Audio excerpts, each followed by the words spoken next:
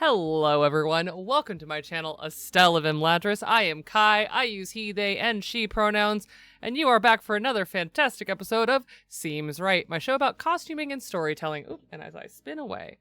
Welcome back. Happy Pride, everybody. Let's get on into it.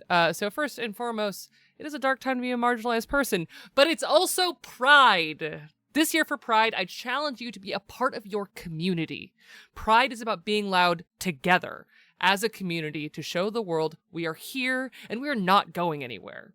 It remains important that we are together and that we stand for every color of the Pride flag, including the often forgotten people in the queer community, including our ace, intersex, aro folks, and especially taking into account the intersection of race, disability, and queerness.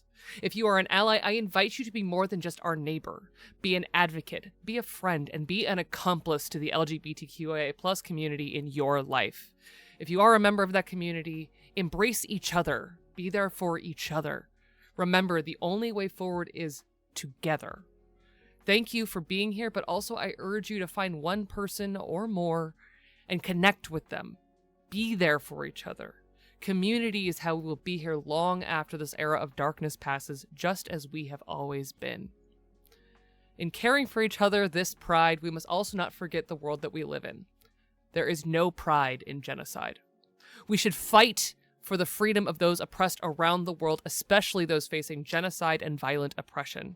I stand with the people in Sudan, the DRC, Palestine, and all oppressed peoples of the world and urge you to not forget them in this time of hardship.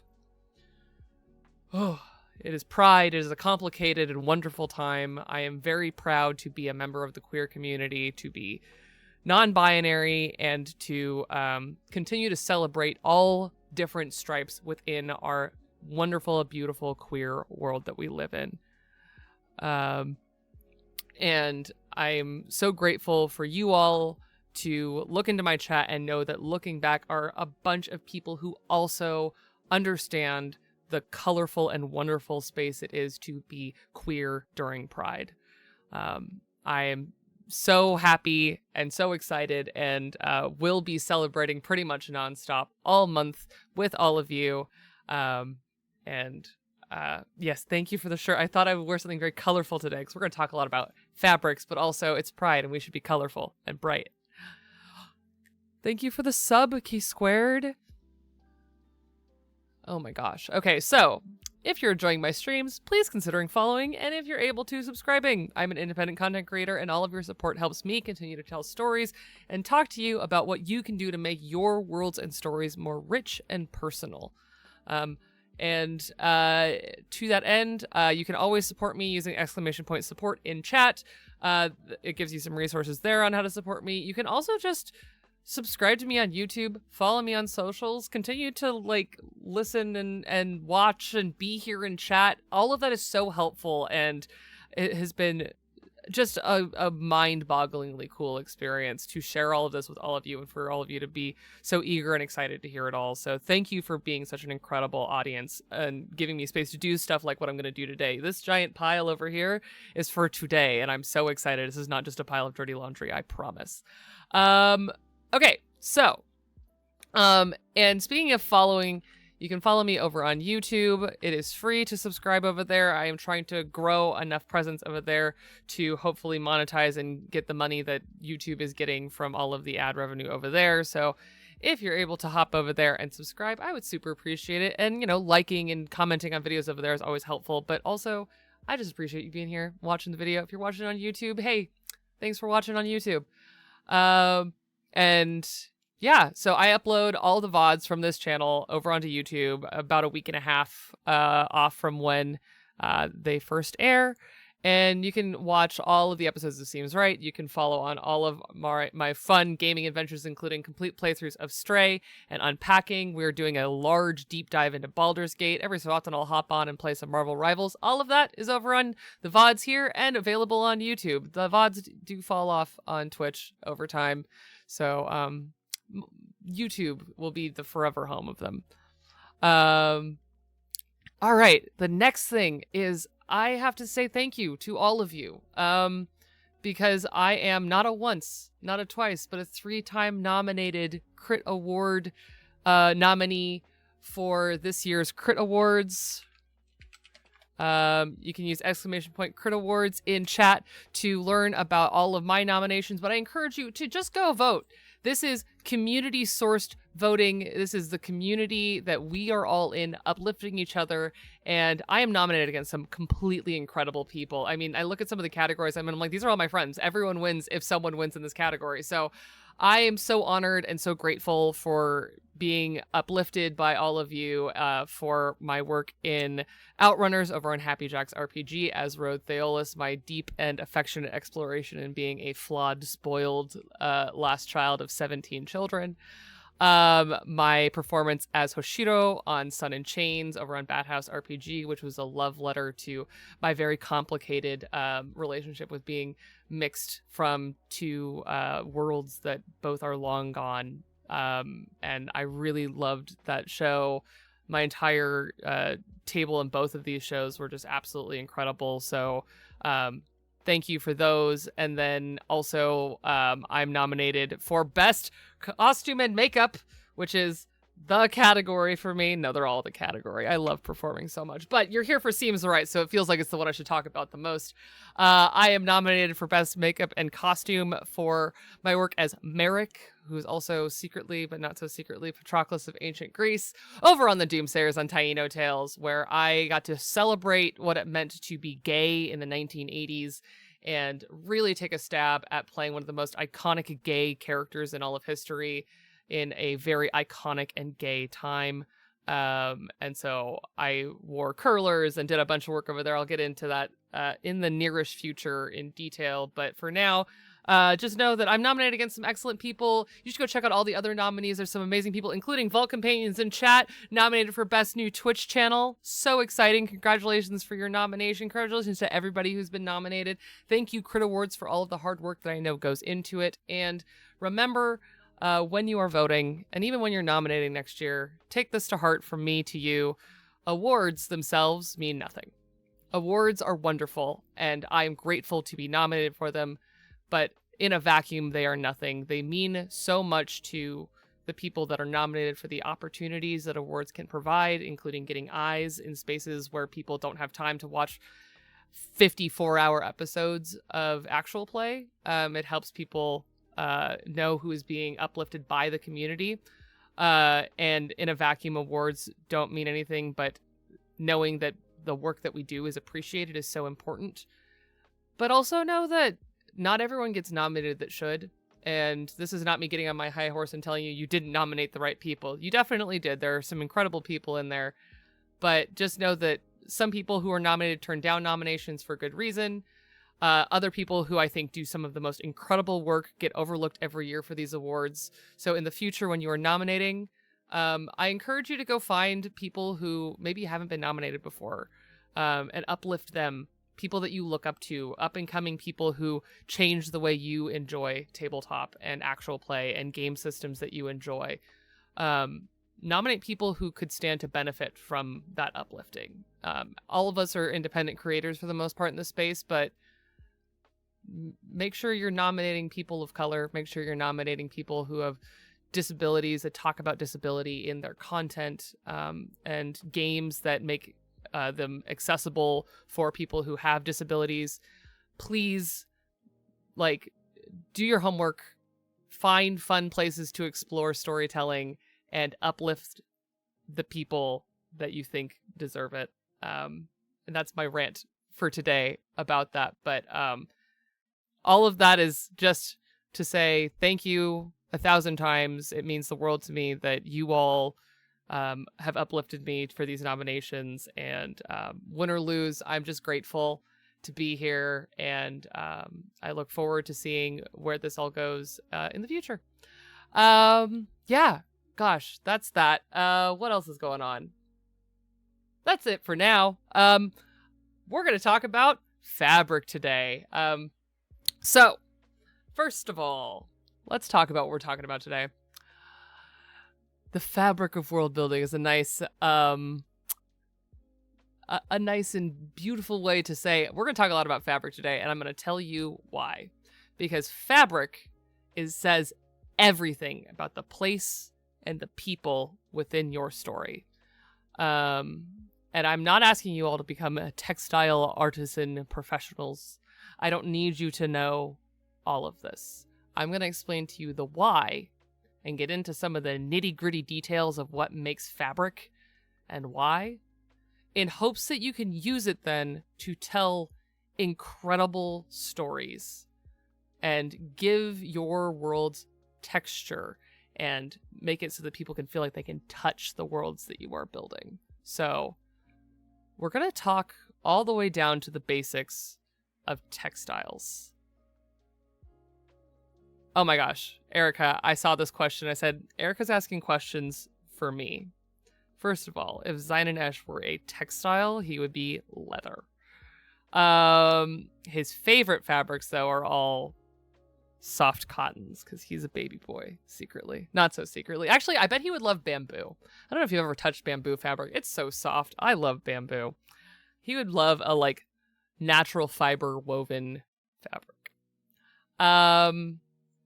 All right, so let's get down to the basics of fabric and why it is important. I will try so hard to keep this all centered in storytelling and world building, because I don't need you to become professionals in textiles. I want you to think about these things in relationship to world building.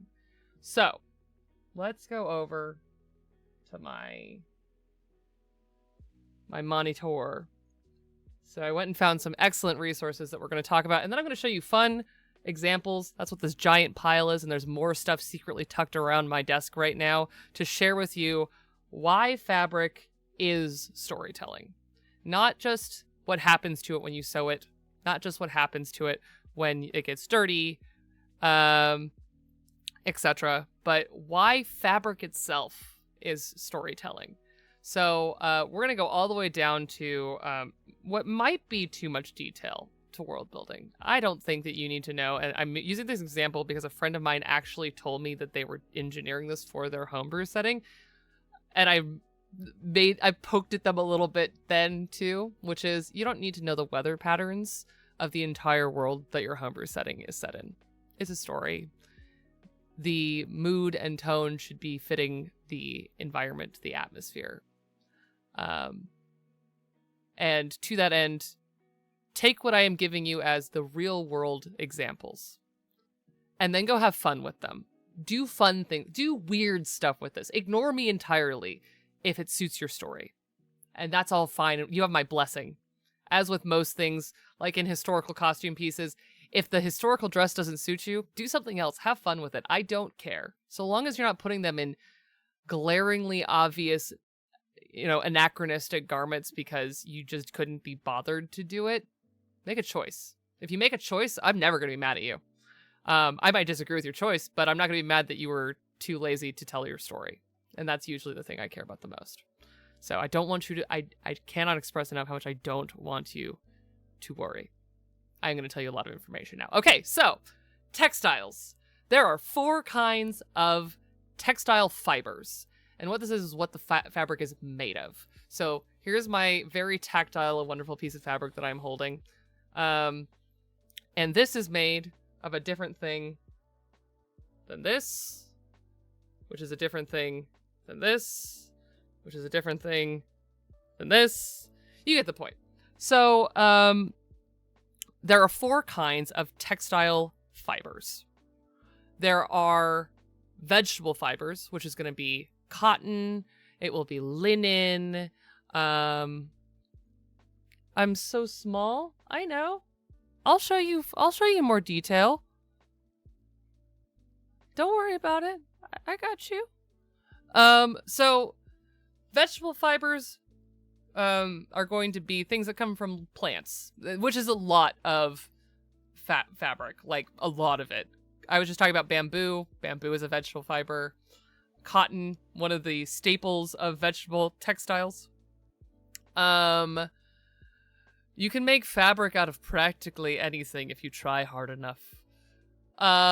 You can make textiles out of seeds and fruit. They make incredible pineapple leather these days.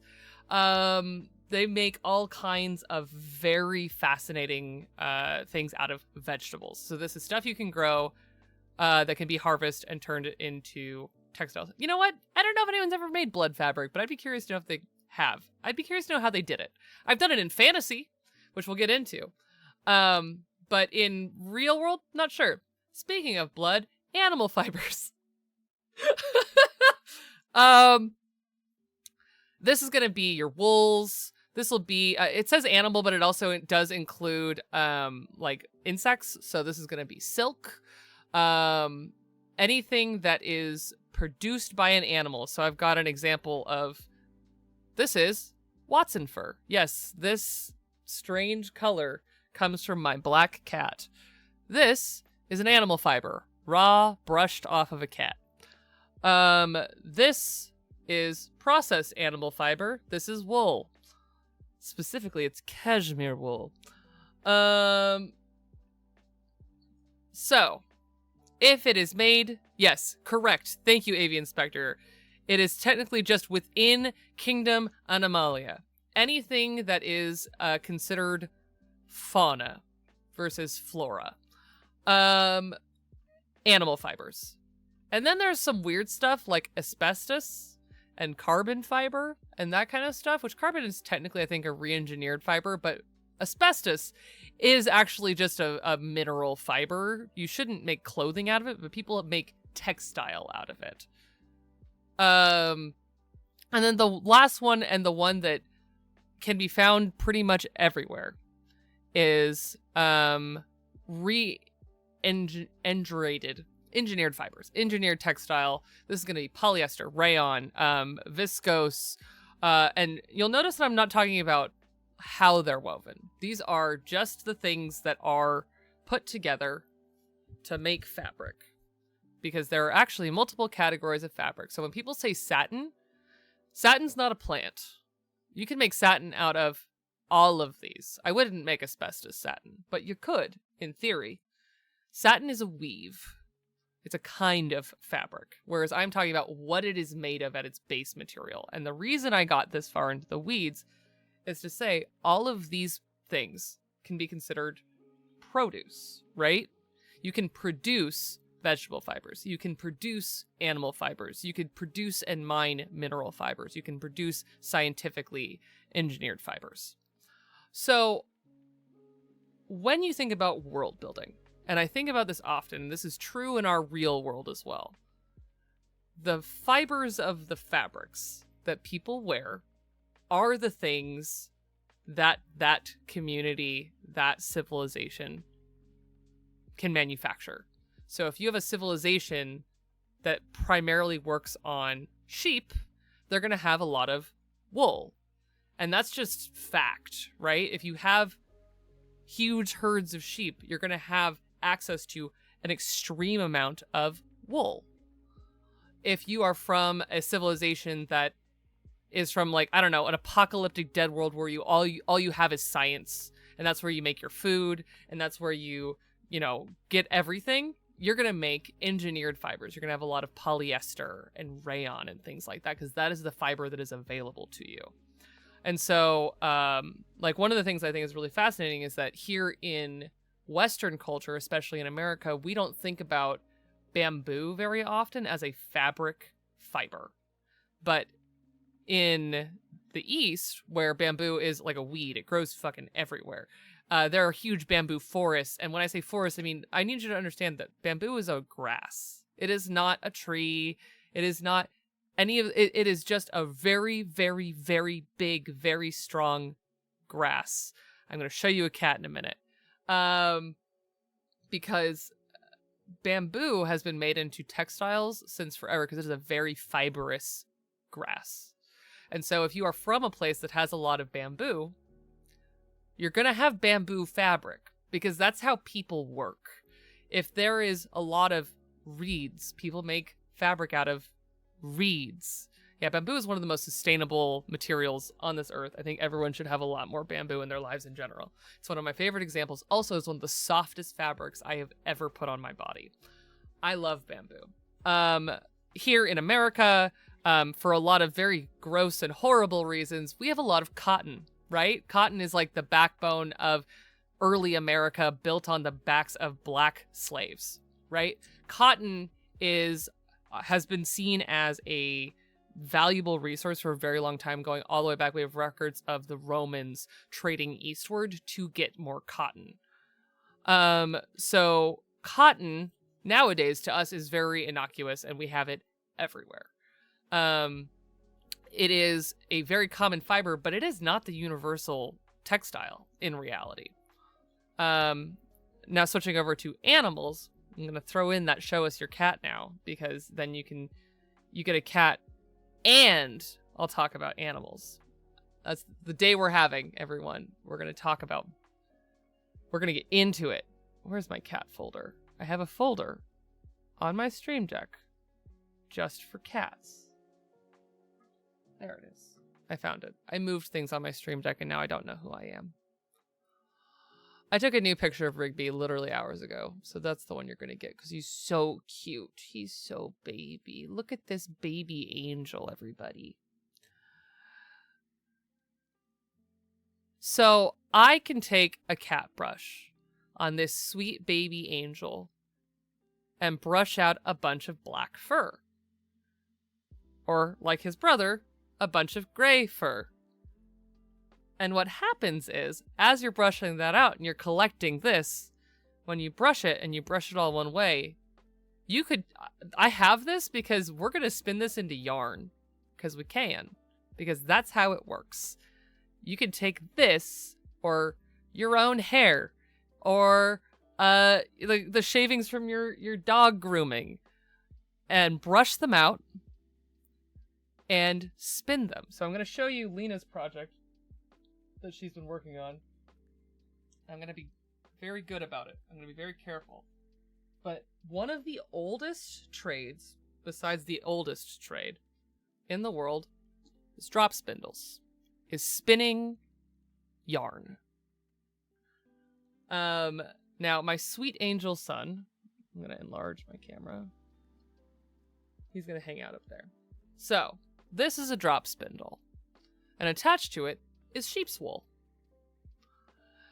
And what happens is you'll take this, or in the case of this is just raw wool. And yeah, you're right. The thing that Erica just said in chat about hair is true. People have been using their own hair as textiles since forever. So what you do when you get animal fibers, you can do this with other fibers, but the one that is most common, because it is very easy to do it with, is animal fiber. You take the hair, you brush it all out nicely, and then you use something like this. And the reason why drop spindles have been around since forever is that it is one of the easiest things to do while being just idle. If you are sitting or standing somewhere, you could be using a drop spindle and making yarn. And once you make yarn, which is what all of this is yarn in the making. I'm going to get a nice close-in shot. Here we go.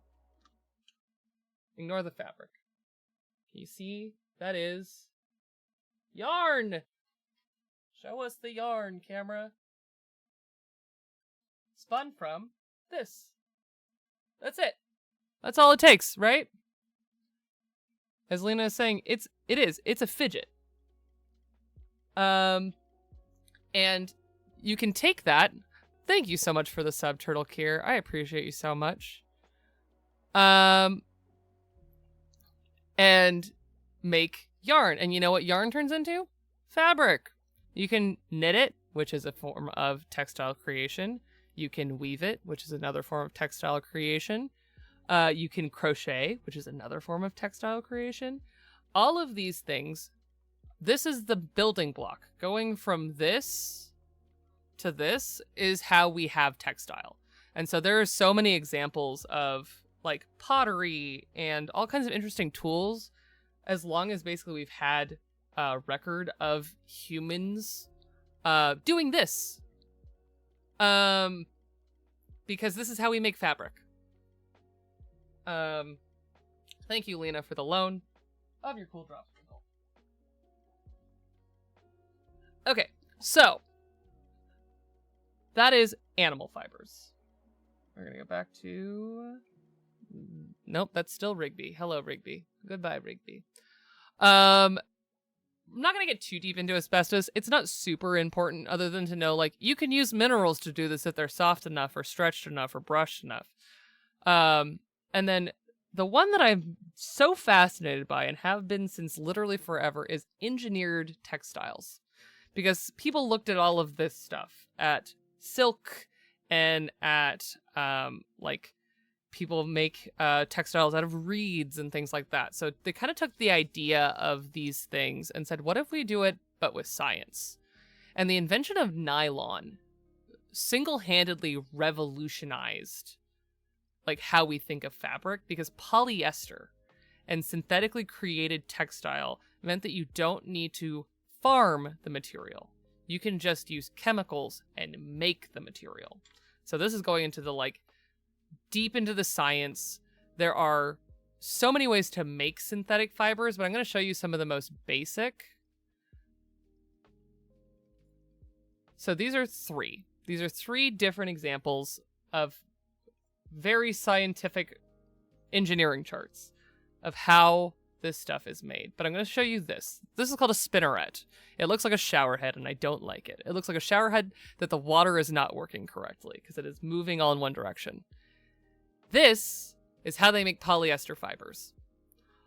All this is a chemical compound, or in the case of some, so we've got three right here, melted polymer, dissolved polymer, and dissolved and solvent processed polymer are three examples of how synthetic fibers are made. Melted polymer is the same way they make 3D printing for plastic. So PLA printing is the same logic behind melted polymer, which is just you take plastic, you melt it into very fine strings, and then just like with this, you spin it together, and that's it. And it turns it into melt spinning, and that's melting very, very...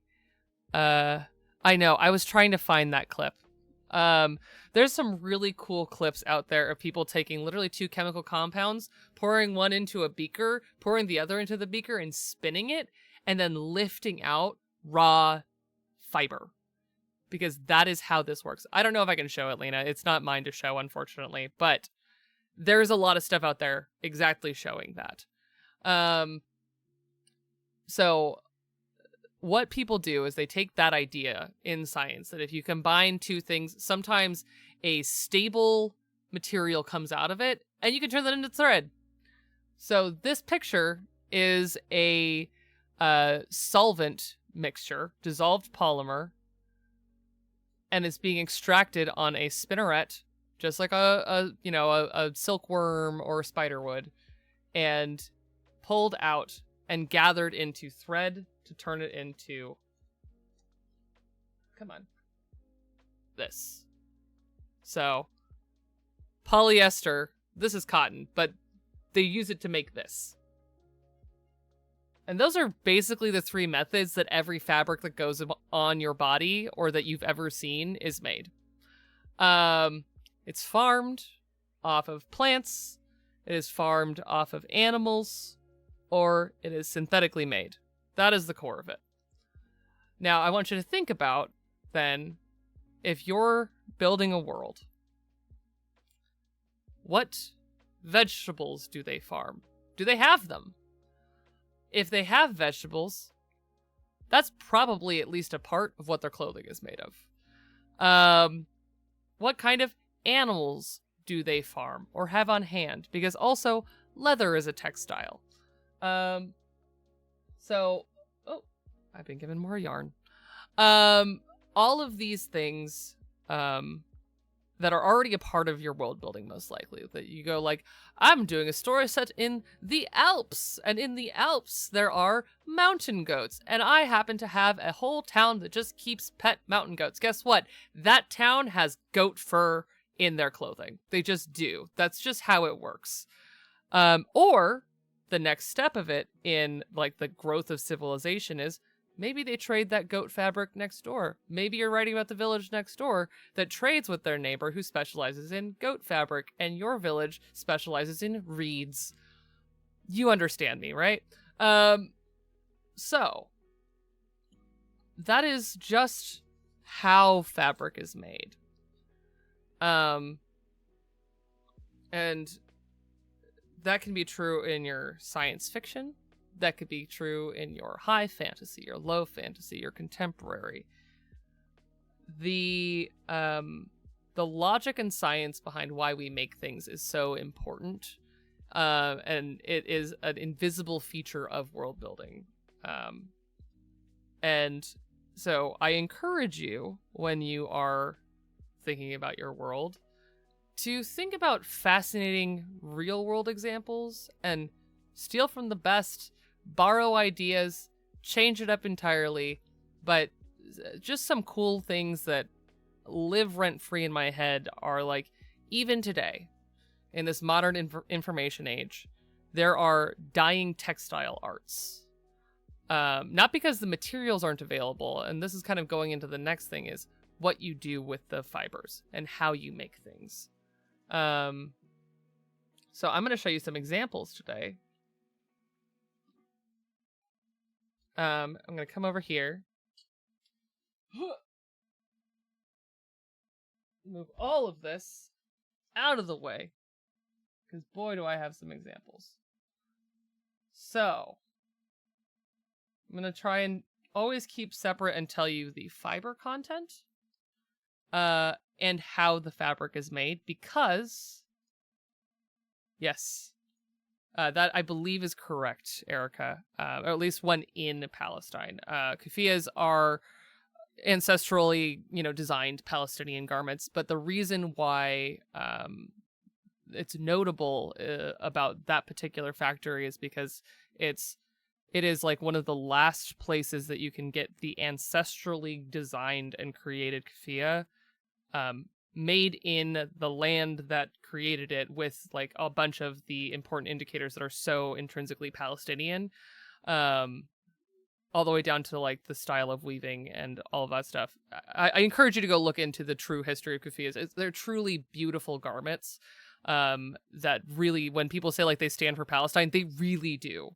It's one of the very few textile pieces that is just like, oh, this is cultural identity entirely distilled into one garment.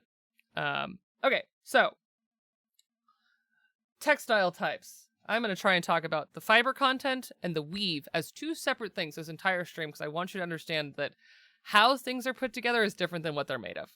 And I know you kind of conceptually understand that, but fabric tends to be spoken of as kind of a malleable either or. But the two different things are so important.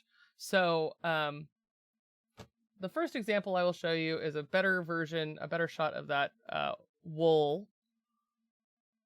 Come on, camera. Show us the wool. So this is a, cashmere wool blend. Cashmere is a place, but it is also a kind of, sheep? Goat? I don't entirely remember. I think it's sheep. It's an animal that specifically produces cashmere wool from the Kashmiri area, which is a whole other political conversation. This is the thing. The moment you start talking about textiles and what they're made of, it intrinsically gets political, kind of going back to what Erica was saying. Because Kashmir is a place that is very politically fraught. It is fought over by India and Palestine. There's current tension in the modern times about, partly because of cashmere as fabric. So wool. This is a twill weave suiting wool. Beautiful. I love this fabric. I have so much of it everywhere. Yes, they're goats. Thank you.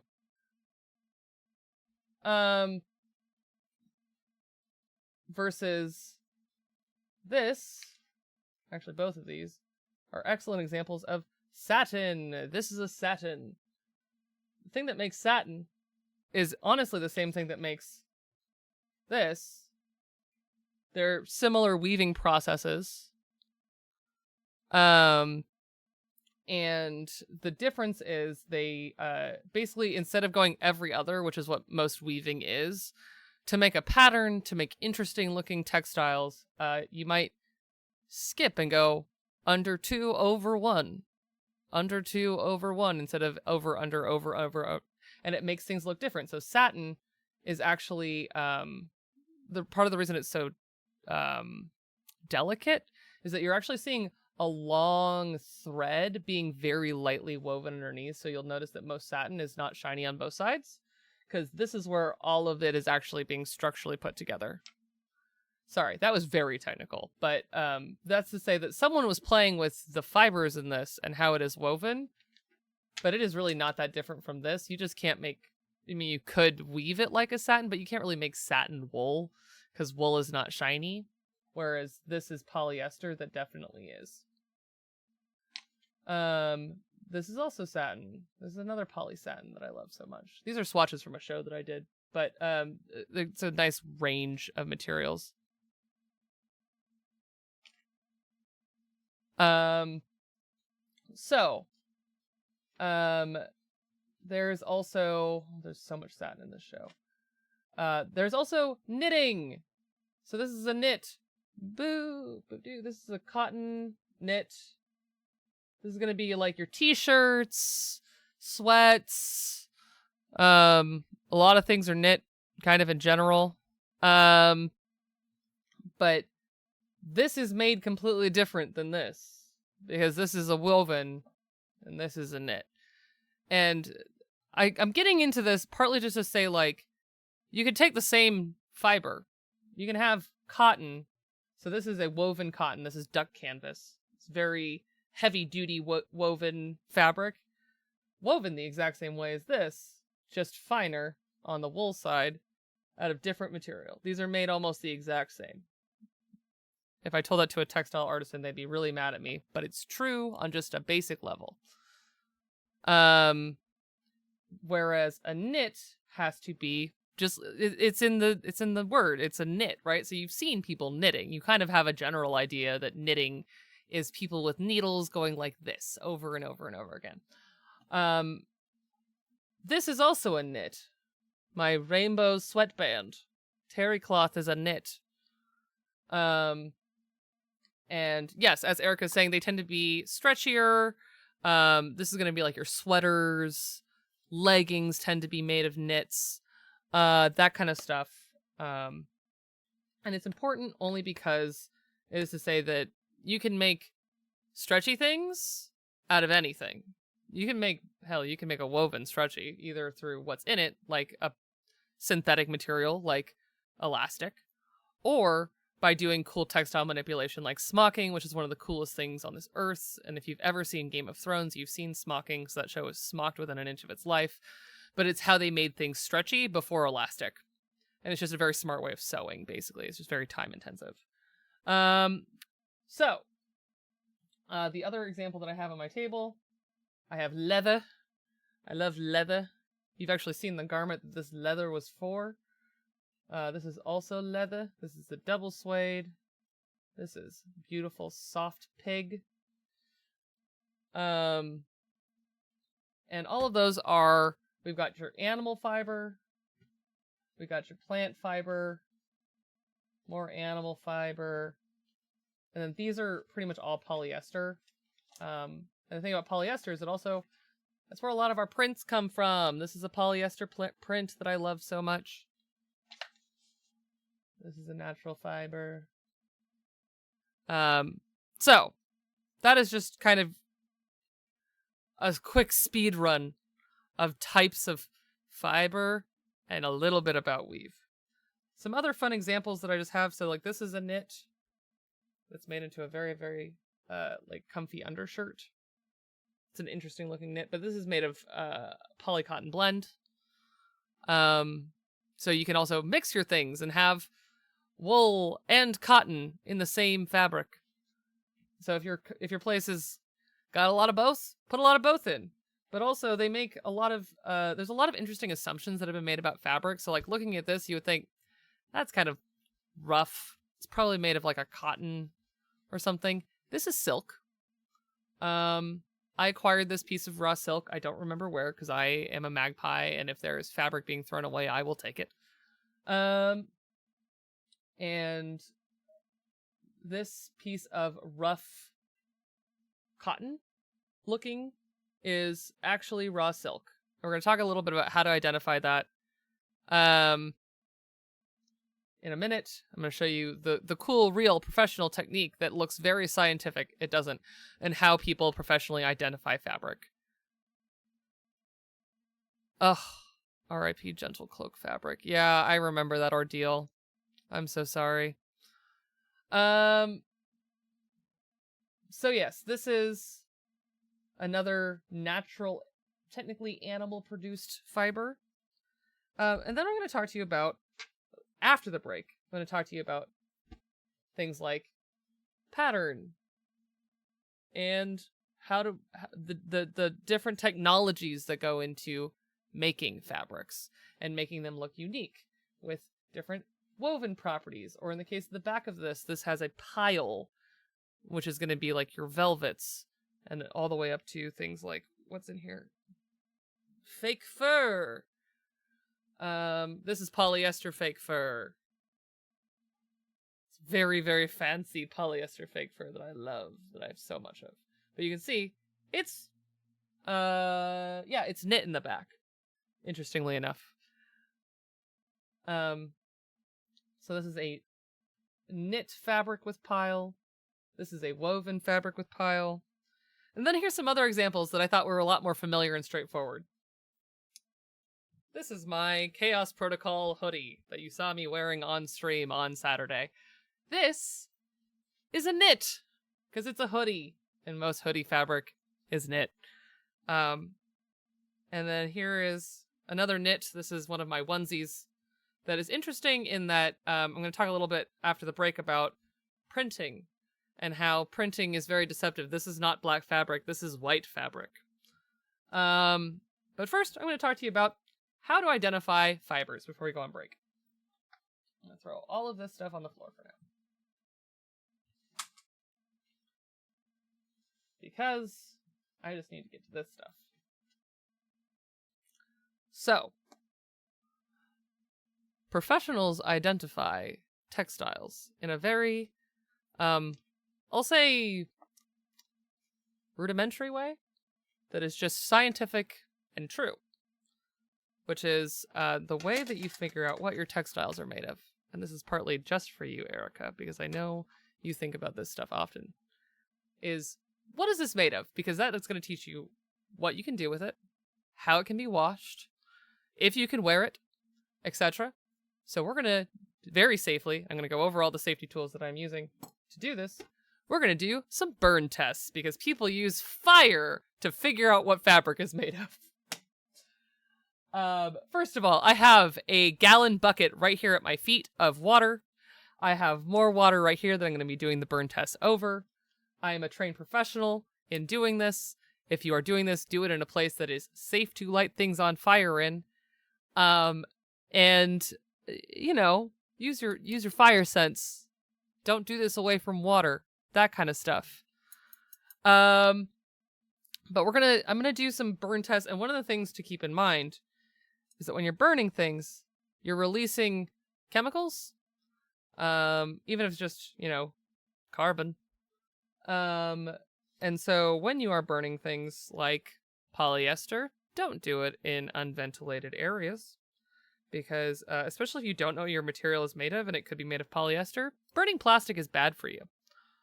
And so work in well-ventilated areas, work in safe areas, and just be smart. Be smart about it. That's what I'll ask of you. And the last thing is, don't burn yourself. You heard it from me. I know it's scientifically sound to say, don't burn yourself. And what I'm doing is just taking little snips of some of these fabrics. And we're going to grab them in my little tongs and hold them over the flame or over the water and then light them a little bit on fire. And I'm going to talk to you about why this is important. because first of all, when you buy fabric, sometimes you have no idea what it's made of. It might have a label, it might not. And like a lot of people are allergic to different fabrics and things like that. So this is a way to find out what this is made of. Also, if you go shopping in textile districts, sometimes they lie to you. They've lied to me before. Anyways. So we're gonna start with this. And what you're looking for is actually not just how it melts, if it melts, how it burns. You're also looking for the smell of it, which is a very strange thing to say. I need you to smell the burn, but I'm going to explain to you why. Here we go. So I'm just going to burn a very, very small piece of this. That smells terrible. So I kind of knew that this was nylon. You can see, let's see if I can get the camera to see it. Come on, camera. Come on, camera. I believe in you. It doesn't want to do it. The very edge of this is melted now. Let's see. Yeah. So that's where we burned it. And you can see that it curled. Because that is polyester. That is a nylon, I think it's a nylon polyester spandex blend. This is based on, I bought this fabric. I actually do know what it's made of. I'm not just sitting here being like a weird fabric detecting savant. The curl of it is because think about when you like burn any plastic does kind of curl. It's why if you're near fire, you shouldn't wear polyester. So now that it's cool, the other thing you can do is touch it and you can feel that it is hardened. It is plastic. It's hard plastic. You saw how the fiber itself is made. So of course it makes sense that if you unmake it, it goes back to being hard melted plastic. So that is polyester. We're going to do a natural fiber. We're going to do both natural fibers. I have a cotton and I have a wool, just to kind of show you. And then we'll move on from this. But this is one of those like, no one ever told me this. And I think it's very useful. We're going to do the cotton first, actually. So here's just a little bit of that cotton knit. I'm going to put it over there. And you see that cotton actually catches, because cotton is flammable, but it turns to ash after it is done. This one I did buy cold off of the internet, and I had to just believe them that it's cotton. I've never tested it, but it seems like that's true. When you burn most natural fibers, just like when you burn wood or leaves or anything like that, that does tend to turn to ash on the end. And it smells like burning grass, burning, whatever it's made of. So this is cotton. A cotton knit. There we go. You can see the blackened end. And it's not crunchy and hard on the end. So that is definitely what it said on the tin.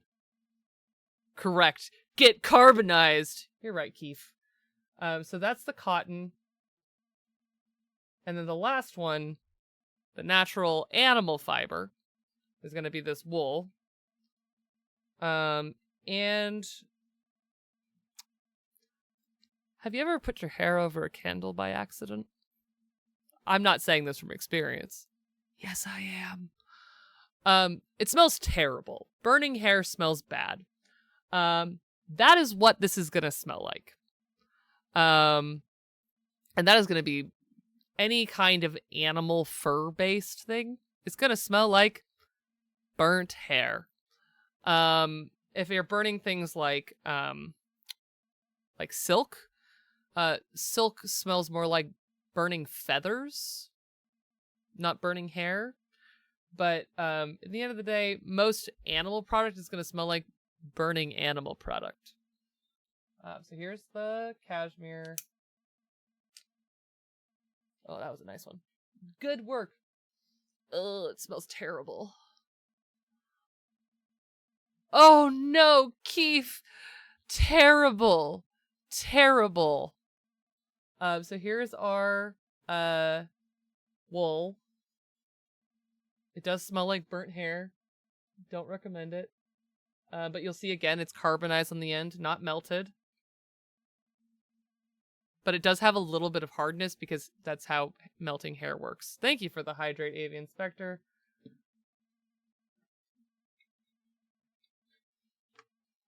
So yeah, that is how you, as a person in the normal world, go and check your fiber content. You just take tiny cuttings of things, and you burn them. There's a bunch of incredible guides out there on how to do that in a slightly more clear way if you really do need to know what your textiles are made of. I don't need that. That can go away. Y'all, you so scary. Waist length hair while welding. Oh god. Oh, that stresses me out. This goes to something to also like put in your brain for character design. Like OSHA standard. So actual safety codes and things like that. As a person who used to work directly next to pyrotechnics, I know a lot about how to stay fire safe. Because, funny enough, as a dresser at Disneyland, I stood under a lot of fireworks. And you don't want to wear polyester because polyester melts versus cotton that turns to ash. And so if you are making safety suits, including like race car suits and things like that, they tend to be made out of natural cotton fibers. And the reason is you don't want to have melting plastic on your skin. It's very bad. So that is identifying fibers. And we've talked a lot about textile fibers, but the heart of all of this is, again, I remind you, what does your civilization, what does your culture make? And what do they make with it? Because they're going to make textiles. One of my favorite examples that we're going to get into after the break is ancient Greece, known for long, beautiful, drapey, like clingy fabric. All of those marble statues with the like skin clinging chitons, not togas. Those are wool. They were not making cotton back then. It is a lost textile art form of wool weaving. And I'm going to leave you to chew on that while we go on break and you imagine beautiful worlds of fascinating textiles in all of your home settings. And when we come back, we're going to talk about weaves and how that works, the technology that goes into it, what that says about the worlds that you are creating, and how to use all of this, hopefully, in your homebrew settings. So, we'll be back in about 10 minutes. I'll see you then.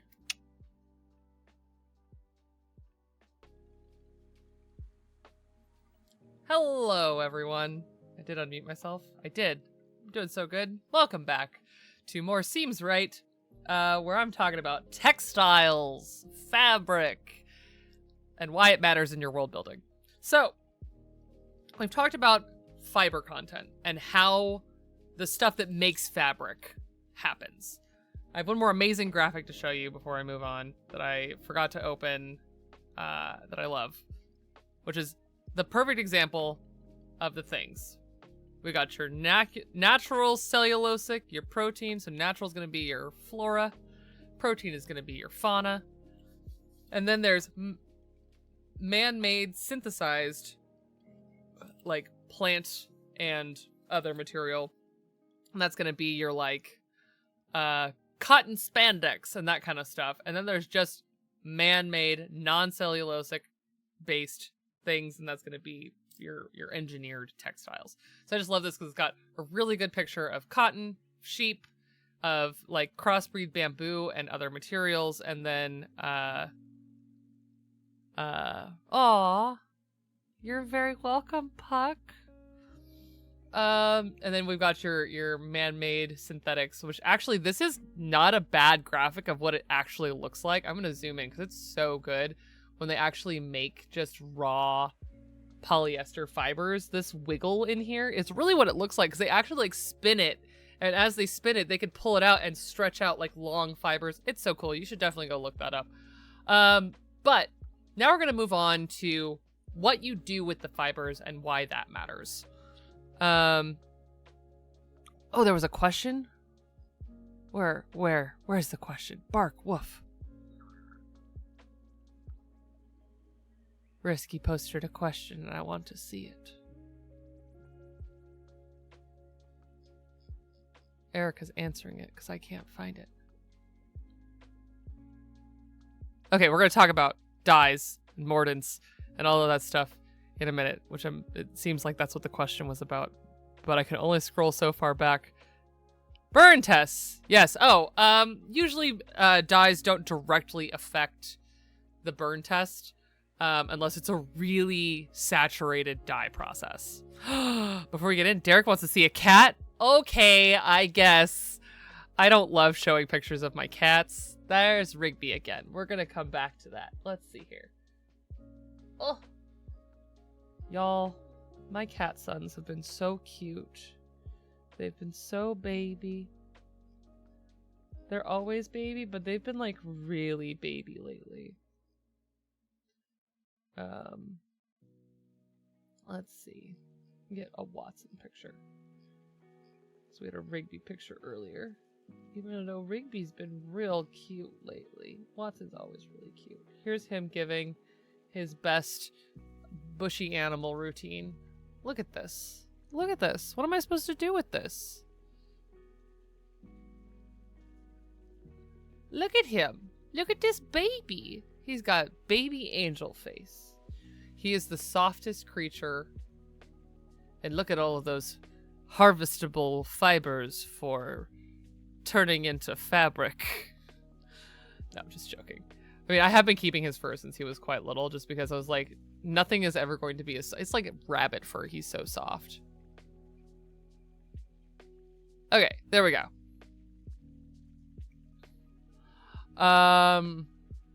Thank you for that.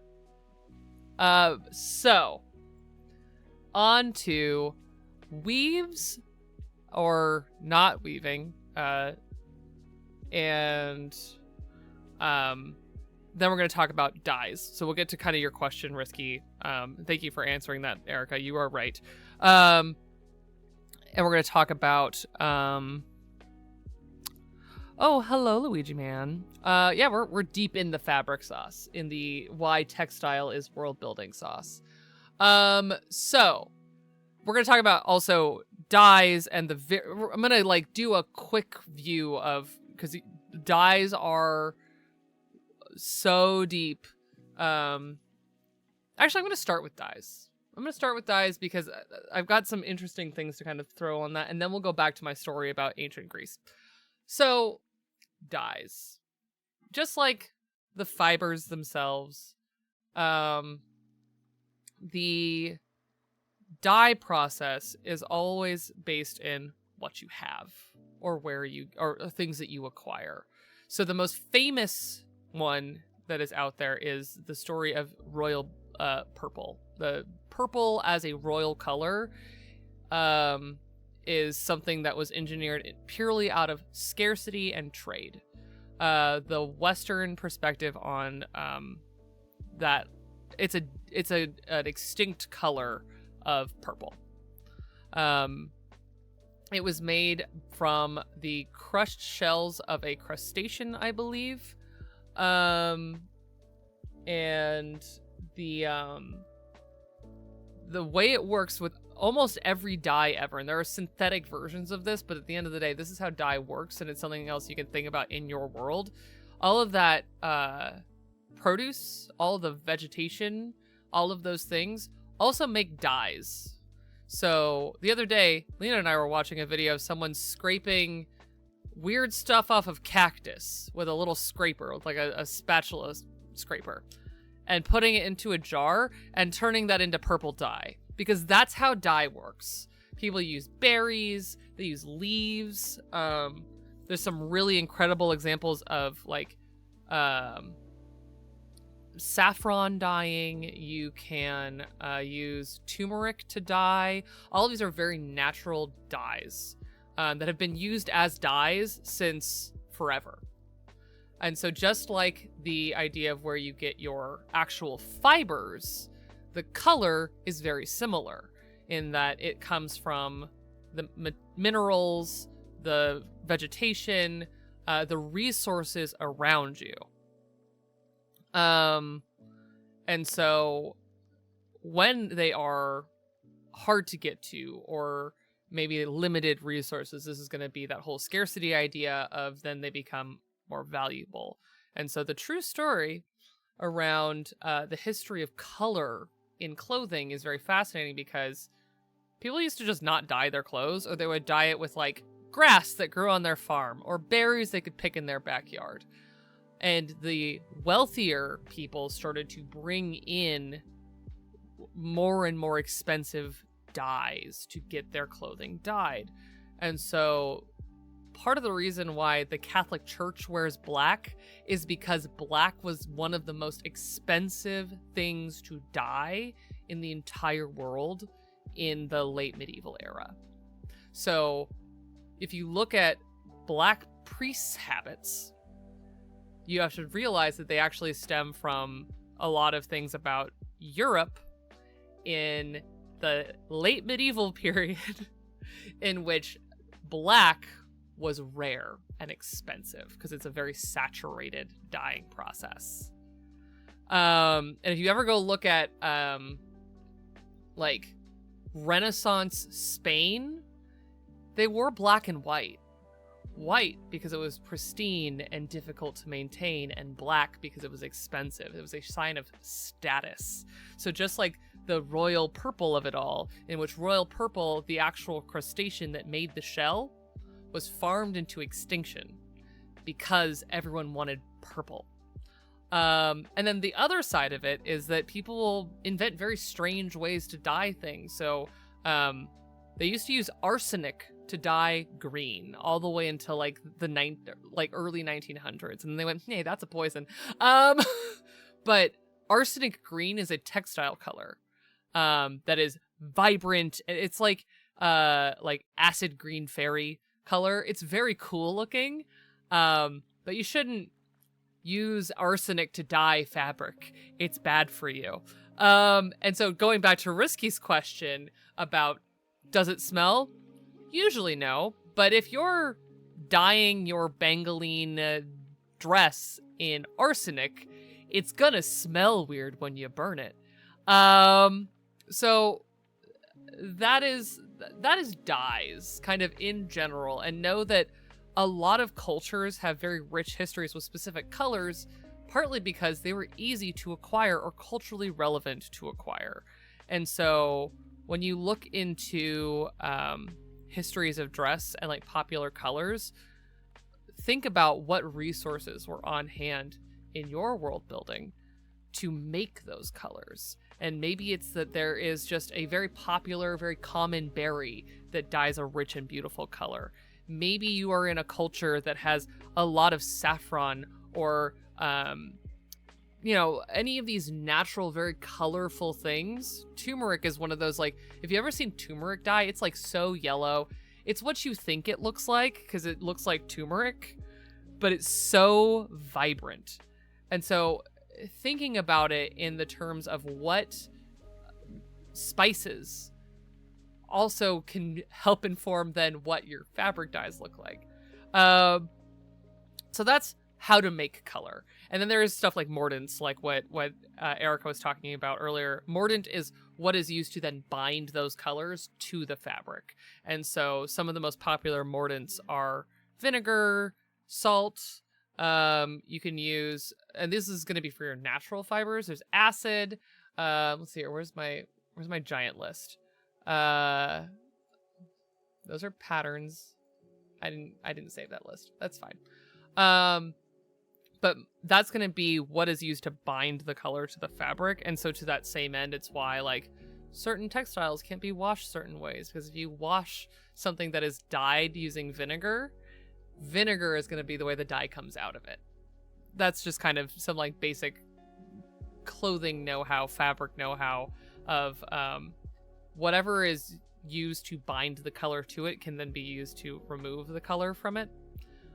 This is why when we were playing Baldur's Gate the other day, I was saying, God, I wish dyes worked like this, because mordants are the secret sauce, and there is no universal mordant for different kinds of textile. So I can't use the same dye that I would use to dye wool to dye leather, cotton, metal. That's just not how it works. It'd be really awesome if it was, because pigment doesn't always change. You might, the fineness that is required to bind it to the fabric might scale that, but the big one is, how does this attach to the protein, the cellulose, the whatever is making the fabric, the actual fiber. And to that end, polyester, synthetic materials, some of them impossible to dye. Just polyester is bulletproof against most dyes. When you buy dye in a store, it'll say like a universal dye, or like I'm talking about RIT mostly, which is like one of the main dye companies in the world. They have every kind of mordant that they can cram into that in hopes that something will stick. It is the Baldur's Gate dye in the real world is RIT dye, and even then you usually have to add stuff to it. So that's how dyeing works, but you'll notice that there's a lot of other things about dyeing, like pattern. We're going to talk about pattern and weaving styles and things like that now. So you can't really talk about pattern without talking about weaving first. So we've talked about color and how color happens. When color happens varies drastically. And so I'm going to finish talking about color by talking about when you dye things. So some things are dyed from the fiber. Some things are dyed from the yarn. And some things are dyed after the textile is created. So you can see on this was probably yarn dyed, because this salvage edge, which is the binding that holds the fabric together on the edges of a uncut piece of fabric, it's part of the manufacturing process, is not blue. So this wool is probably yarn dyed, because they don't make the fabric and then dye it. They dye it before they make the fabric. So parts of it are woven and they are not blue. I know for a fact that this was dyed after the fact, because I was there when it was dyed. This is a cotton. The yardage was that dyed this color from white. I could take this Watson fur and dye it, strain it, and then spin it, and it would be a different color. All of these are different ways that people dye fabrics. The one that is the most interesting for this moment, when we're moving into talking about pattern and weaving, is yarn dyeing. So dyeing so that it's this color before it becomes fabric. Because that is how then things like this are made. Come here, Ty. So this is a woven pattern. So we're going to talk about weaving. We're going to get a little technical again. This whole thing has been very technical, and I appreciate you all letting me fill your brain with textile information. So, weave patterns. Here's your basic weave pattern. Over, under, just the way you would expect it to go. Add, you are so in the way. I'm having a nice time here. So, plain weave. A good old over, under. That is how a lot of fabric that I've shown you today is made. And then there's things like twill, which is what this wool is. It is another form of weaving. And you'll see that it shows you how.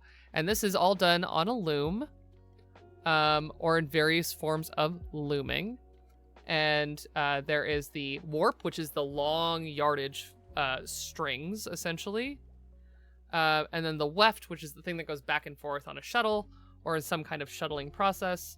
And what a shuttle is just, if you think of weaving as, if this is the warp and this is the weft, the thing that weaves this across back and forth, that's a shuttle. Not super important, but it's just the term so that you know what I'm talking about when I say shuttle. I'm not talking about a spaceship. Twill is going to be one of the most common weaves of fabric that you see because it is the weave for denim. And then satin weaves, which I was kind of talking about before, have these long warp strands of the fibers that kind of float over. And it's why they're so easy to snag, because look at these long, luxurious things that you could snag. I love satin, don't get me wrong, but I'm just having a laugh. And then there's more interesting,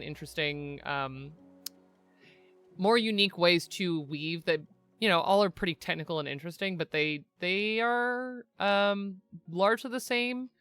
And then there's jacquard weaving, which is what we're really here to talk about. Oh my god, they even have a card system. I love this article. Okay, so what you're seeing here, this jacquard loom,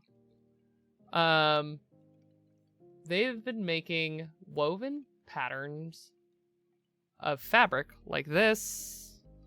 This is called a jacquard weave, if it is a pattern woven into the fabric. They've been making them for forever.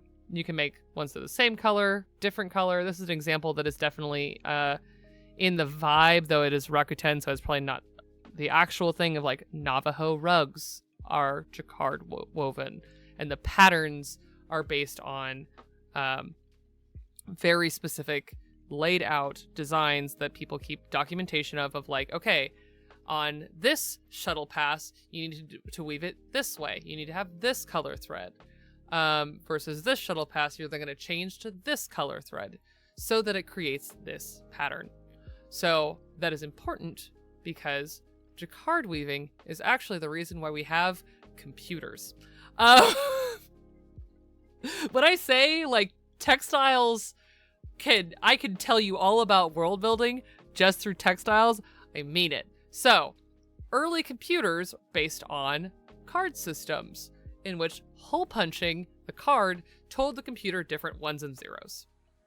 The inspiration for jacquard weaving, for computers and card punches, was jacquard looms, which is what this is, and this is essentially an early computer. Because this is telling the loom, this big industrial loom, this thing right up here at the top, this guy, when to weave this and create a pattern. So these holes actually mean a pattern is coming out on the textile that they are weaving. And so it is essentially, when you punch these card holes, you are programming the loom to make a pattern.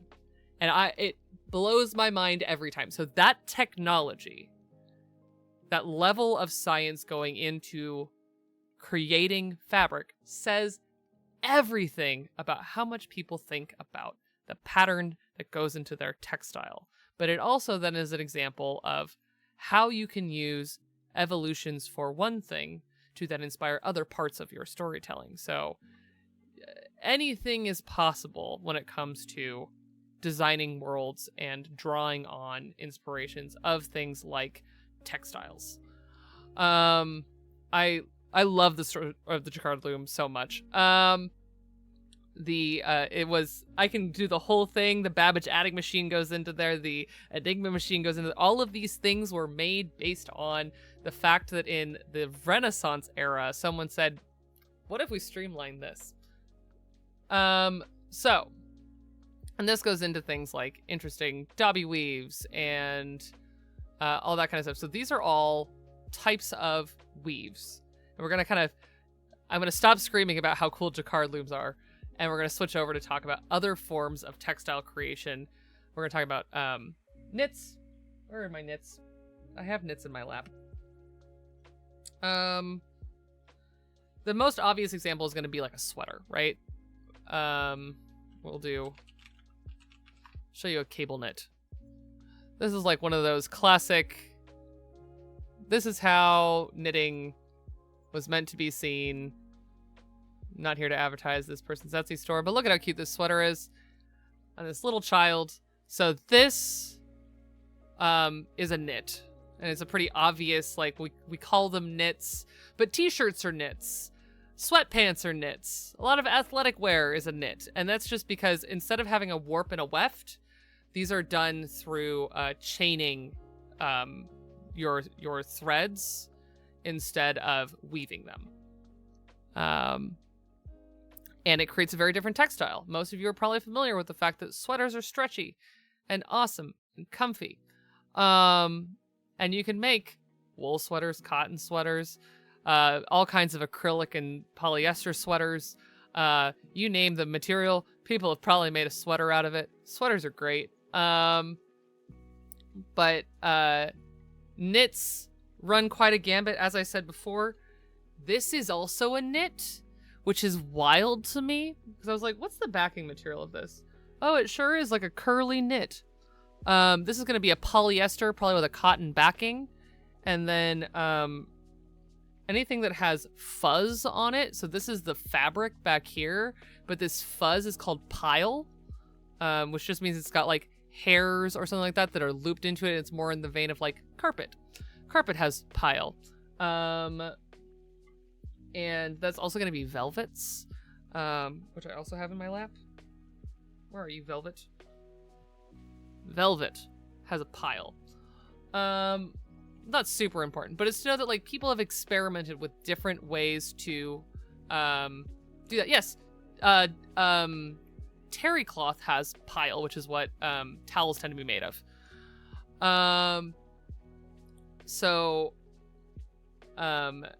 All of that is to say, like, different weaves accomplish different things and look different, right? So there's the knits. There's going to be your sweatshirts, which also have pile. They tend to have pile on one side of a knit, just like a towel, which is why they make terry cloth towels, and they also make terry cloth sweats.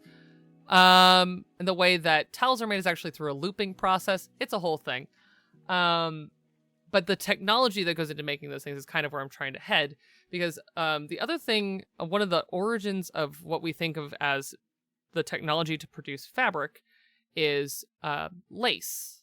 So going back to my story about the like early Renaissance, late medieval period in Europe, lace was a sign of wealth. Lace takes so long to make by hand. It is very fine little work, and yeah, I would love to know who Terry is. And the act of lace making is an art form in and of itself. And in the Renaissance, it was everywhere. They're like, how do I put lace on everything? Oh, I'm just going to get a bunch of lace and sew it together, actually, and that's going to be my important garment. Lace was everywhere, and it was handmade, and like embroidery was really popular too. All of this like very fine work that involved sitting and just like working on a loom or on, you know, sitting with knitting it out, like knit lace, crocheted lace. Crocheted lace is a very common form of lace. Very beautiful, very time consuming to make. So lace was very popular and a sign of wealth, and it became such a staple in society that as time progressed, they were trying to figure out how to make it go faster. And with technology, one of the very first industrialized forms of textile production was lace making. And the moment that lace became more accessible through industry, it became less popular to the upper class because other people could have it. So one of the things that drove early industrialization, like going from like, we're talking about the evolution from the Renaissance to the industrial age. So what's that, like 300 years? And they would produce more and more lace. And so that like, when you think of the like 1830s, those big layer cake dresses covered in lace, very popular in that was industrial lace, because that's what they were making. It was actually popularized partly because of wedding dresses and things like that were all made to boom economies and grow societies based on industry and creating synthetic demand of things like, in order to get married, you have to buy a wedding dress, which is a somewhat cultural expectation, but not everywhere. But it became the expectation that you buy a big, flouncy lace dress when you get married. And guess what? That lace, industrialized. That was a very capitalist perspective on why lace was so popular. Anyways, so the technology to make lace and industrialize textile production was the driver behind the Industrial Revolution, because once they figured out how to quickly stretch and spin textile fibers, they industrialized not only the spinning process, which used to be something that people did in their homes, or did in like small groups and then sell the textiles as a very like fancy tradesman thing to do. The moment it became industrialized and people could buy cotton, because cotton was easily industrialized. Thank you, cotton gin. Thank you, fucking chattel slavery, because that's why we got here. Industrialized cotton production turned into industrialized cotton textile production, which turned into the Industrial Revolution as we remember it. When they're talking about big factories in the Industrial Revolution, they're largely talking about textile factories. Like, yes, there were factories for canning and all kinds of manufacture, but one of the big things was looming and sewing of garments. And when they were hiring children, they were hiring them to work in looms, because looms take up a lot of space and children were small. I'm not joking. I wish I was. And so all of that is to say, like, fabric drove industry, drove society, drove civilization in a lot of ways. And then it became, well, everyone wears cotton now because it was one of the earliest industrialized fabrics, and it's very easy to mass produce. So, all of that is like the big implications of textile production. And now we have it everywhere. And it's one of the things that, like, we might be able to produce too much textile now. This is the whole, like, fashion is one of the most wasteful industries in the world. And half of the stuff that goes into landfills is just like fabric. I hate it. I hate it here. But with that, then the other side of the story, and going back to what I mentioned right before break, is that there are so many lost forms of textile creation that we have forgotten, which is one of the things that I kind of want to leave you with to think about in your world building. And I'm going to show you some dice before I do that. You're so right, Puck. I'm not moving the fur, though, because he's big and he's here. What do I have? What do I have? Ooh, show you a partner dice to another set of dice I've shown you. So we're going back into the ice dice. But we're going to show you, so I've shown you these before. These beautiful arcane dice that I'm obsessed with. But from the same manufacturer, which again, unfortunately, they do not make dice anymore, are these D6s that look like ice crystals that have just been carved with snowflakes on them. I love them so much. They do look like gummy candy. That is a flaw. Yeah, thank you for that. So, you can always redeem those at any time. I appreciate you so much for redeeming those Corvid points.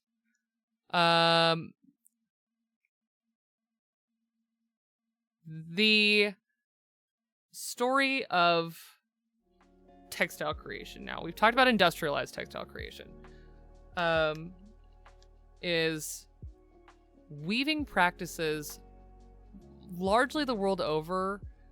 Everyone's kind of found their own version of a loom, of pattern weaving, of different ways of manufacturing textiles in woven and knit. And through that, there are regional specialties, styles of weaving, styles of dyeing that are cultural and interesting and beautiful. And as we have moved further and further into the industrialized nightmare of modern textile production, we forget that there are all these beautiful old ways of making garments that are impossible or unlikely to be industrialized because they're just not popular, feasible, or easily mass reproducible.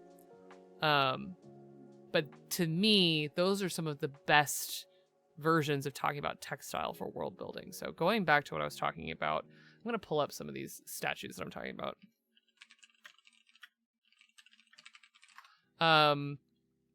So everyone always marvels at beautiful ancient Greek statues because of the lifelike quality and the sheerness of the textiles in them.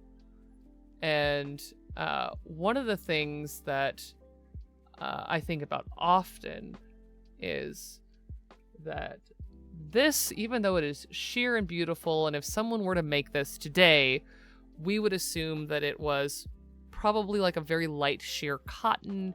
There are ones that you can see like the goosebumps of someone carved into marble. The way that the, like, specifically like Hellenistic Greeks through the Roman Empire carved marble is unreal, right? And the way that they did fabric is just delicious. And this very fine looking fabric that if you had asked me before I learned this story what it was made of, my estimate would have probably been like a very light cotton or maybe a very, very fine linen, which linen is, for the record, a different thing than cotton. And I was shocked when I was in grad school. To learn that historians believe that this was wool.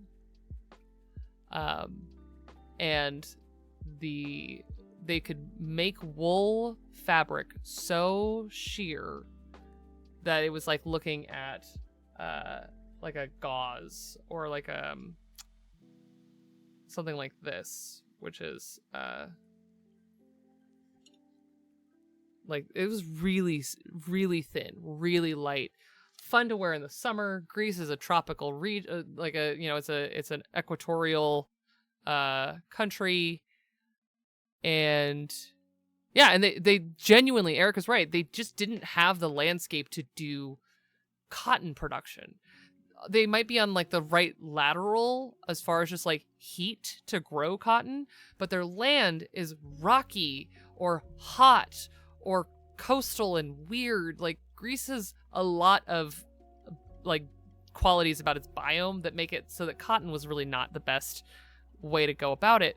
But what they wore was this extremely fine wool that to this day, historians do not know how they did it because the art is lost to time. There are other forms of textile production that right now there are like 2 people who know how to do it left in the world. There's some fine knitting practices from like dating back to Rome and Italy. There are practices of different kinds of Irish knitting and weaving that are dying, that there are like whole museums to, but there's only like 2 or 3 master weavers left that know how to do it, that are looking for apprentices. But because industrialized textile production is so popular, we don't hear about them. But they are different and they look different. They feel different.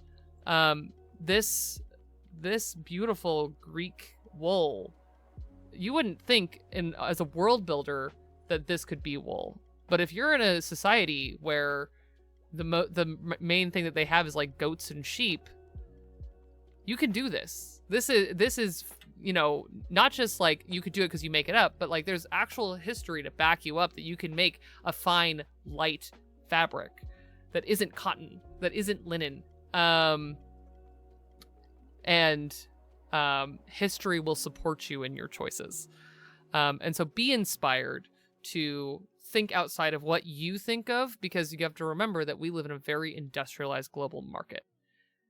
And if you think, but what if I did this differently? Not only is there probably something out there to support at least the idea, but you can literally like de-industrialize your brain a little bit by exploring other forms of textile creation. Linen could have been possible through trade, but not at the scale. That's kind of the thing, is that like the scale in which people were wearing this, it was wool. It was wool. Linen existed. They were trading with Egypt at the time, but not enough, because this is like farmers were wearing this. So yeah, things to think about is that textile creation is not just this.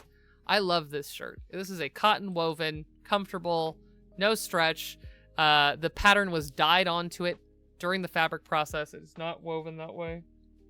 Just kidding, it is woven that way. So these stripes are yarn dyed before the weaving process. The fabric was woven, the shirt was sewn.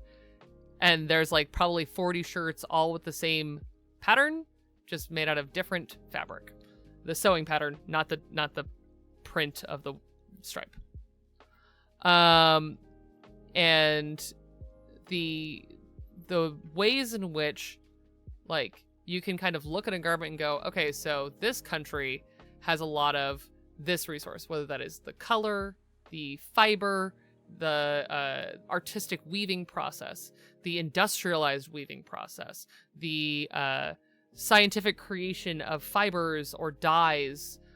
All of these things tell the story of a specific garment or a specific place.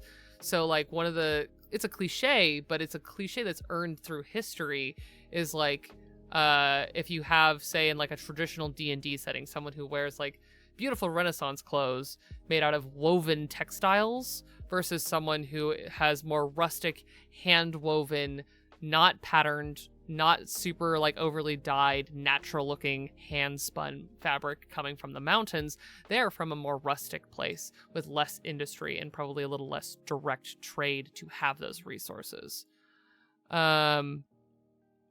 So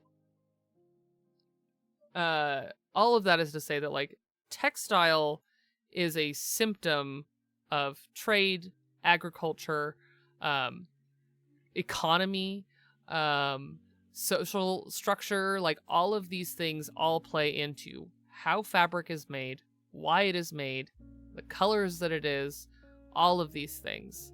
And I urge you to explore within your world building, well, a lot of aspects of this, but specifically thinking about agriculture and trade, and thinking about how that does reflect onto your world building. And if you're in a world like some of the things that I know many of you work on, and even like a place like Endake, where there are regional things that might be more relevant. So if you're in, the deserts, the materials that are available in the desert are going to be different than the materials available at a coastal island. And so it allows for interesting difference between someone like Duran from The Second Stranger and someone like Dewey from The Second Stranger, who are from very different climates and who harvest very different materials. And on top of it, their inspirations in the real world are based in very different places. And so I'm not saying go all the way into the weeds and tell me the biome of your homebrew location, but think about, like, when you see it in your mind, do you see their agriculture? Do you see their textile creation process? I will leave you with, like, the image that there's a lot of representation of, especially in, like, ancient Greece and even in Rome, of, like, even well-off women spinning fabric, spinning yarn, because that's what you did when you were just standing around. People, like, there's like the cliche from movies and television of like people taking their kids to the park and then reading a book. Instead of reading a book, they were standing there spinning yarn. That's really where like spinning a yarn comes from. Is standing around kind of doing idle work. It's not idle. It is fine and important work that helps make clothing happen in the world that you are talking about. So things to think about. That's all. And now you know way too much about fabric, and you can go tell your friends that you've now become a textile genius. Final fascinating things to think about is pattern dyeing. So we've gotten into pattern weaving, but there's also the option to pattern dye. which is a more modern technology. At least this style of it is. But people have been able to dye patterns into fabric since forever, because all you need is wax or some kind of, like, tie-dyeing is technically a form of pattern dyeing. There's shibori, shibari is the knot practice. Shibori is the dyeing. There's a Japanese practice that sounds a lot like Japanese rope bondage that is also beautiful and creates fascinating textile pieces. It's one of those. There's wax. There's all kinds of ways to avoid the mordant from attaching to the fibers in different places, creating interesting patterns. That's really the point of what I'm saying. And on top of it, besides woven patterns like this, there we go. You can also do interesting things like more destructive forms of textile creation like this, where you can see me, but this is the velvet on the outside that they didn't burn away. This is called devore. It's a form of acid burning away the pile of velvet. There's all kinds of interesting ways to create pattern and texture in your garments. Going back to last week's stream, and people have done all of them forever. So textile art is not only art, but it's industry, it's agriculture, it's society, it's what you do at home when you're watching your kids or waiting for the food to cook. It's everywhere. Yeah, batik. Batik is awesome. Batik is so expensive. It's beautiful. It's a form of dyeing, everybody. It's beautiful. Yeah, so thank you all for letting me pour oodles of textile knowledge into your brains. I hope this was super helpful to you in your world building. I hope it was exciting and interesting and maybe taught you some interesting things about the world around you. Thank you for the hydrate, Lena. And I hope it was food for thought for your future character builds, world builds, your next session where you walk around and you see a bunch of people spinning yarn using drop spindles, which are really cool. And yeah, another burner going through some of my favorite subjects in costuming. All right, so for the rest of the week, let's talk about what's going on for the rest of the week. Who am I? What's going on? First of all, as a fun, also, oh wait, let's see here. Oh gosh, Puck's being nice to me again in chat. You're cool. Okay, so first of all, today's thing besides this stream, the Crit Awards were announced yesterday. As I said at the top of stream, I am so grateful for being nominated 3 times for 3 different categories. You should go check out the Crit Awards, the nominees, not just me. If you don't vote for me, I won't be upset because I'm just grateful to be nominated, because all of this is thanks to you all and what you want and the things that excite you in this TTRPG space. So the Crit Awards are a public sourced awards show, award given to people in the TTRPG space, including amazing people like Vault Companions in chat. We've got my friend Kimmy over at Happy Jacks RPG, who's nominated for a bunch of work that she's done in the TTRPG space, including doing work in the community, trying to uplift small publishers and make sure that we have diverse voices in publishing spaces. My friend Val's nominated for writing a one-pager. My beloved Valiant Dorian, also Spirit Bearer. There's some amazing creators who are nominated. I'm nominated against my buddy Nala Wu, Jay, in the costuming category again, because we just keep meeting like this. I love Jay so much. So yeah, go check out the work there, because it's nothing else. It's a fun celebration of the TTRPG space and some amazing recommendations in there for new shows, new creators to keep an eye on. You can go and celebrate not only like shows and channels like Vault Companions, but also go celebrate people who do art. There's an amazing art section for character art. Our amazing artist Angel for Arcs 3 of the Chaos Protocol is nominated for character art. You can go check out my friend Alex Roit, who is an incredible mini painter who did the minis for Story Quest. He's done minis for Luis Carrazzo's show. He's done minis for a lot of people, and he's amazing. He's nominated for mini painting. There's dice. There's a bunch of amazing stuff. Just go check out the nominees over there. And vote if you've got the time to go uplift more people in your community.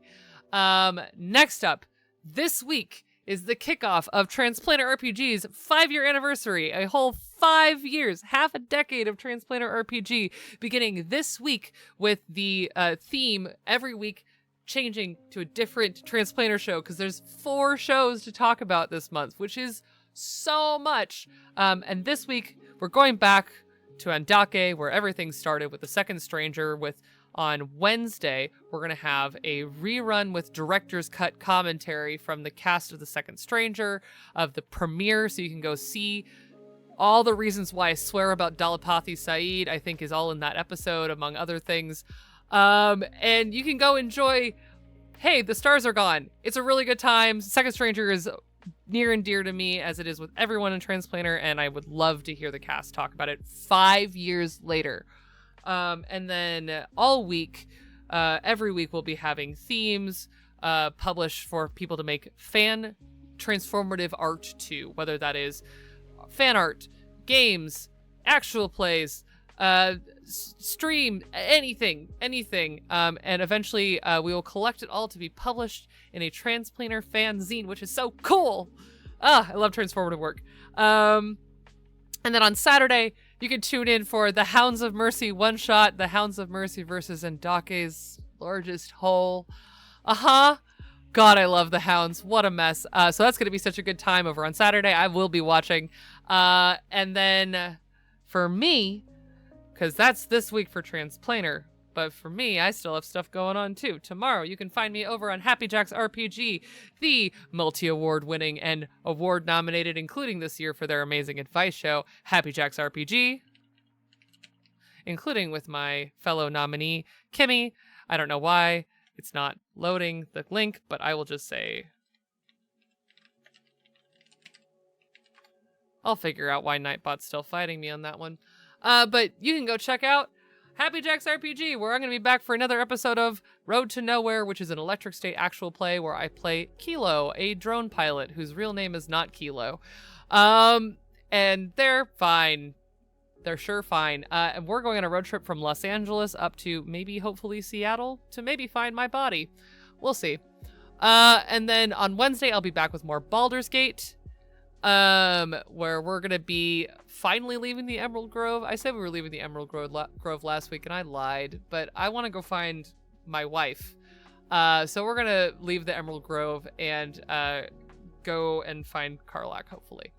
And then on Thursday, we're getting episode 5, oh my gosh, of Lori's House, which is an all-new Home We Remember actual play from Tender Vicious Studios, using the forthcoming game, The Home We Remember, which is a game about memory and community and the selfless act of self-exploration, where I have the extreme honor of being the architect, which is the game master role, and bringing this incredible table of talented people of Netta, Gwen, and Humna through this beautiful story about a community house, a fire, a wedding, and 3 people trying to figure out who they are. It's near and dear to my heart. Go check that out. And hey, you should maybe go re-listen to episodes. You never know what you might hear. Memory's funny like that. Yeah, and then Saturday Transplanter, and then more of me next week doing this. I think next week we're gonna do a little bit of pride stuff. I'm gonna talk about gender and clothing. But in the meantime, just come back for more Baldur's Gate, and I'll see you tomorrow for more Road to Nowhere. And I'm gonna go figure out who we're rating. Thank you all so much for hanging out, letting me fill your brain with fabric knowledge. Be fabricked. Wait, I have fabric here. Be fabricked. There we go. Thank you all. Good night. I'll see you all very soon.